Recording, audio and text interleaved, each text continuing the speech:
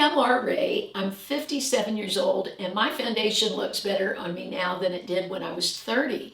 It's incredible because I was making tons of mistakes with applying foundation. I've learned so much in the past couple of years that I want to share with you today, because I used to have the misconception that buying a $45 foundation or a $55 foundation would make my skin look better than a $5 foundation.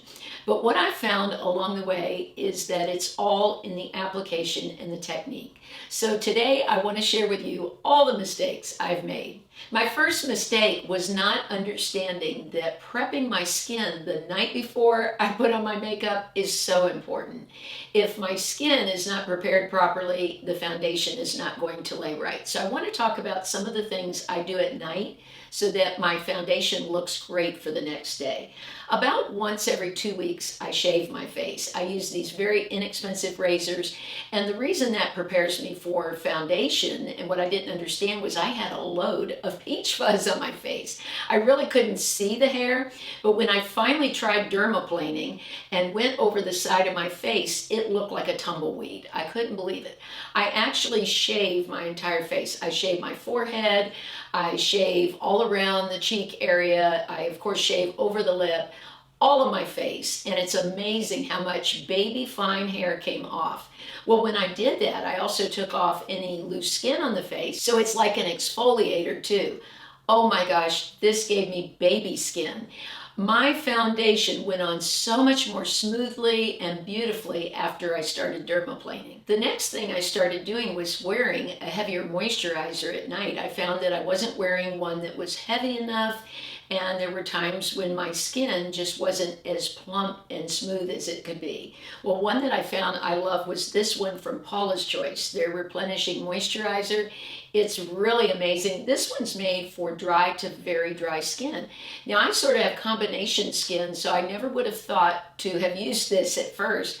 But I was going through a time with skincare where my skin was really dry, and I tried this and fell in love with it. So I just sort of feel my skin at night and see how it feels. If it's the summer and it's really hot and there's so much humidity in the air, then I will tend to go with a lighter moisturizer.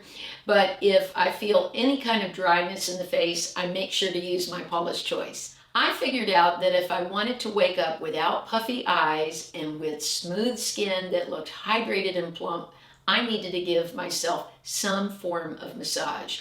So a couple of years ago, I started doing Gua Sha. I've talked about this quite a bit. I bought a very simple tool and started doing this massage. Well, getting that lymphatic fluid moving before I went to sleep, I would wake up with much more beautiful skin that looked plump, that didn't look puffy, that looked smooth. So I would do this Gua Sha for 5 or 10 minutes before I went to sleep. It also helped so much with my sinuses because you have so many sinus cavities in the face. And doing this massage like that cleared my sinuses, so that was a real benefit. So I started doing Gua Sha every night before bed, and I found such a difference with that in my skin in the morning. 2 more things I started doing at night. Number 1 was sleeping on the Your Face pillow. That has helped me so much with just creasing on my face. So my face is so much smoother in the morning when I go to apply foundation. I was sleeping in all kinds of weird positions on the side with my hand that I would end up with a line in my face in the morning. And obviously it's really difficult to put on foundation when you're dealing with extra creases. So that's helped a lot. My silk pillowcase, of course, has also helped. And then this, I love this cute water bottle. I try to really focus on drinking water after I get home from work. During the day, I drink water throughout the day. Some days I get more of an opportunity than others. So if I haven't hydrated enough during the day, I will make sure to drink enough water to where I will wake up and my skin will look great. In the morning, I didn't always used to wash my face. Sometimes I would just take a damp rag and wipe off my skin and then start applying moisturizers. And with all the different skincare that I use, retinaldehyde and things, I really wanted to start washing my face in the morning to make sure I'm starting with a very clean canvas. Now, sometimes if I notice any dry skin or anything, I will go in with a very mild exfoliator like this SRB. This is a stabilized rice bran. It's an enzyme powder. It's so gentle with the exfoliating that I don't end up with a real red or inflamed face. And of course, I've talked about numerous times my Sonic face brush. I love this for getting my face really clean. It never feels as clean when I wash with my hands as it does when I use this brush. It has really smoothed my skin. I don't know the little miracle that's in this, but my pore area is so much smoother, and I feel like when I use this, I have such a smooth skin surface to apply my foundation on. Another part of my morning routine is I either do my face roller or the Gua Sha. I've talked about both of these. The reason I do this is so my skin will be plumped up, there won't be puffiness under the eyes, and I will have a very smooth canvas to apply my foundation on. So I just put on whatever moisturizers that I'm wearing, and I go under the eye like this. It's so relaxing too. What a great way to start the day. And so I'll use this, or I go in with the Gua Sha tool from YouthLab that I've talked so much. What I love about this is the heat. It has a heat setting, and I go under the eye after I've applied my eye cream, and it moves very smoothly over the skin. And by the time I do these, either the face roller or the Gua Sha, my skin is all ready to go for foundation. One important tip that I can give is make sure your moisturizer is fully dry before you apply your foundation. So what I do is I get up in the morning, wash my face, I do all the things I just spoke about, and then I go eat breakfast and give my skincare a chance to dry. Then I go back and put on my makeup. My second big mistake was applying the same amount of foundation all over my face. For most of us, the perimeter of our face looks pretty great. There's not much sun damage, not much wrinkling, so we really don't need the same amount of foundation that we do in the center of the face where most of the sun damage is. So what I do now is I put just a small amount of foundation in one area. That's another thing I stopped doing, dabbing foundation all over my whole face, because I would find it would start drying in that spot and sort of grab and hold on to the skin. It was very difficult to blend if I didn't get to it right away. So I work a very small area. Usually I start right here in the cheek. This is where my pores are the largest, my skin is the reddest. I have little bits of, discoloration in that area. And what I do is take the brush and push the foundation in. I used to do more swiping motion. I have found that I get a much more beautiful look by sort of pouncing and pressing the foundation in. Now, a foundation I am loving so much, maybe my favorite of all time, is the MAC Studio Radiance. This is their face and body, and I'm in the shade N3. This is amazing because it's so buildable. It's the texture almost of water.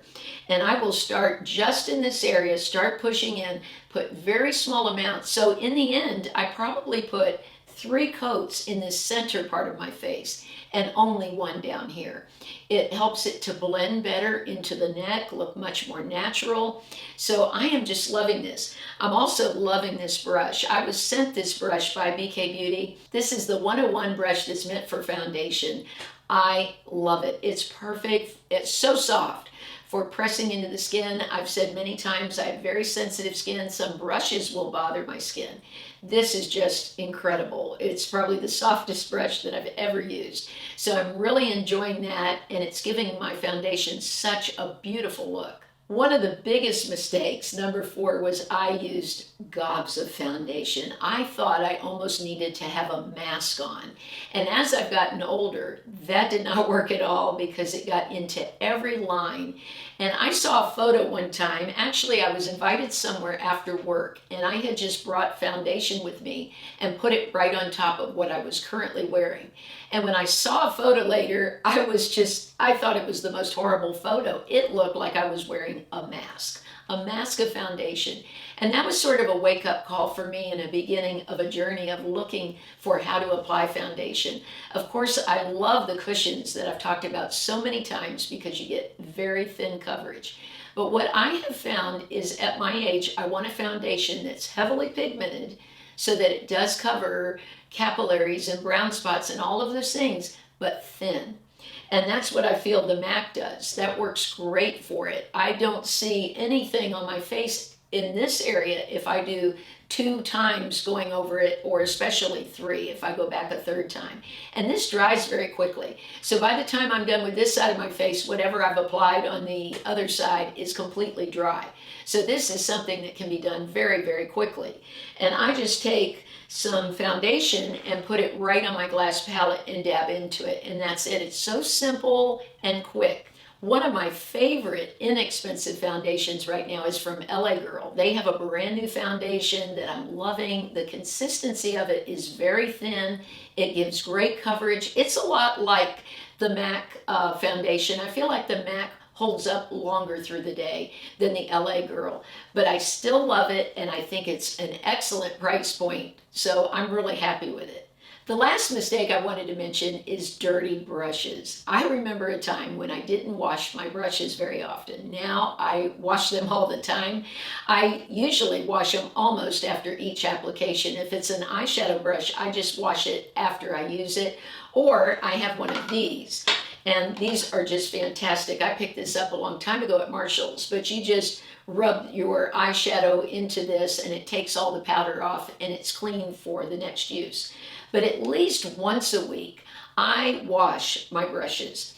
I have been lately using up some goat's milk soap that I had, bar soap, and I just rub it on the bar soap and rinse them out. Lisa from BK Beauty has a great video on her channel about how to wash the brushes. So I'm going to link that because she's a lot more of an expert than I am. But you never want to let the water run like this because it runs into this part and can destroy the brush over time. So you always want to make sure the brushes are flat. I take my brushes after I wash them and really squeeze the water out as much as possible and then lay them flat to dry. If you're interested in the BK Beauty brushes, I have a code for you to save you some money. It's listed below. I will also put it beneath the video in the description. Before we go today, I did want to share what other makeup's on my face. I am wearing the Merit blush. I've been loving this because it's just so quick and easy for me to get out the door. I will have all the shades listed beneath the video along with all the links for the products. One of you asked me to try this from Laura Geller, so I went and bought it, and I'm really enjoying it. It's the Baked Balance and Brighten. I didn't really like it wearing it alone. It just wasn't enough coverage. It didn't make my skin look smooth enough. And I know in all the ads people do wear it alone, but I did love it on top of the MAC makeup as sort of a finishing powder. So I've really been happy with that. And then for powder, I'm enjoying this so much. The DermaBlend, it gives such a blurred look to the skin. It's not heavy on the skin. I'm so surprised by this. If I do a video about products that surprise me, this would be one. I thought it would make my skin look cakey, and it just seems to disappear on my skin, but it gets rid of the shiny look, which is what I'm looking for. So I really love it. Now for the giveaway. The winner of last week's giveaway is in the first pinned comment, so congratulations. This week, I'm going to give away one of my favorites, the Beauty Hacks Lip Mask.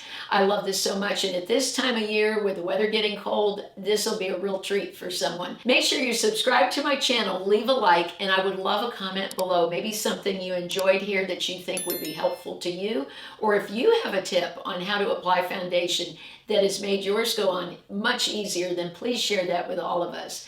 I hope you have a blessed and beautiful week, and I'll see you soon.